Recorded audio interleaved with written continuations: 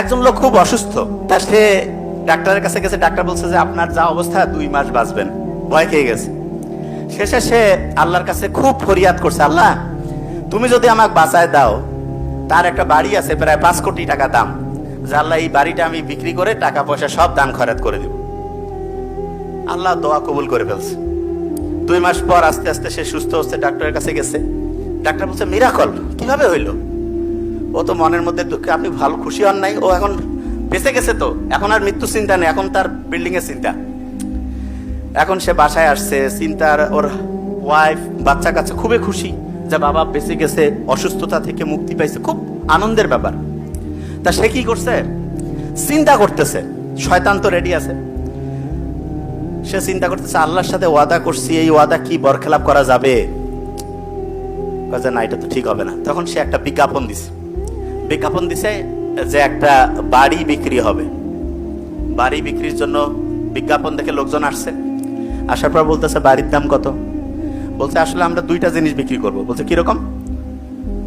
বলছে যে বাড়ির সাথে একটা কুকুরও বিক্রি হবে। বলছে ঠিক আছে, দাম কি? বলছে বাড়ির দাম 5,000 টাকা, কুত্তার দাম 5 কোটি টাকা। মানুষ তো ক্যালকুলেটর নিয়ে হিসাব করে করছে, না ঠিক আছে। স্টাম্প সাইন সই হয়ে গেল, বিক্রি হয়ে গেল, টাকা চলে আসলো। এখন সে ফতোয়া নেওয়ার জন্য যারা হচ্ছে মৌলবি তাদেরকে বলতেছে যে আচ্ছা কুত্তা কি হালাল না হারাম হবে? বলতেছে মানে? বলছে যে ধরেন যে কুত্তার একটা টাকা বিক্রি করে আল্লাহ কি দেওয়া ঠিক হবে? বলছে না কুত্তা, ওরা কিন্তু আর ভিতরের এত কিছু জানে না। বলছে না, কুত্তা এটা তো আল্লাহ অতটা খুব একটা কাছাকাছি রাখতে বলে নাই, মানে অতটা পছন্দ করেন। বলছে আচ্ছা ঠিক আছে। তারপরে সে বলতেছে আল্লাহ দেখো, তোমার কাছ থেকেই তোমার সাথে যে ওয়াদা করছি সেটা তো আর ভাঙতে পারি না। তা কুত্তার টাকা তো আর আল্লাহর কাছে দান খয়রাত করলে হবে না, ওই টাকাটা রেখে দিলাম, আর বাড়ির যে 5,000 টাকা সেটা দান করে দিলাম। তাইলে এটা কি আল্লাহর সাথে চালাকি হইলো নাকি ঠিক হইলো? চালাকি। এই চালাকি যদি কেউ করে, এইটার ট্রিটমেন্ট আল্লাহর কাছে কিন্তু আছে। এই যে যারা চালাকি করে, চালাকি কিন্তু খুব খারাপ জিনিস। আপনি যখনই চালাকি করবেন তখন কি হবে জানেন? আপনার যে রুহ আছে, আত্মা আছে, এইটা হচ্ছে এই রুহ বা আত্মা, এইটা আস্তে আস্তে ধ্বংস হয়ে যায়। আচ্ছা আপনি আমাকে বলেন, একটা লোক, আমরা যারা আছে প্রত্যেকে জীবিত, এখনই আল্লাহ না করে কেউ যদি মরে যায়, হাত পা চোখ কান সব ঠিক আছে না?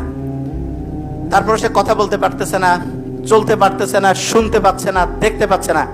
কোন জিনিসটার কারণে পারলো না বলেন তো? রুহ, আত্মা। কোরআনে কিন্তু এটা নিয়ে জিজ্ঞেস করছে। আল্লাহ বলছে এটা হচ্ছে তোমার রবের একটা নির্দেশ। দেখেন, আচ্ছা আপনাকে এটা বিশ্বাস করেন, আমরা যারা এখানে আছি প্রত্যেকেই একটা চলতেছি ফিরতেছি একটা শক্তি দিয়ে চলি না? বলেন না কেন শক্তি? আচ্ছা আমাকে বলেন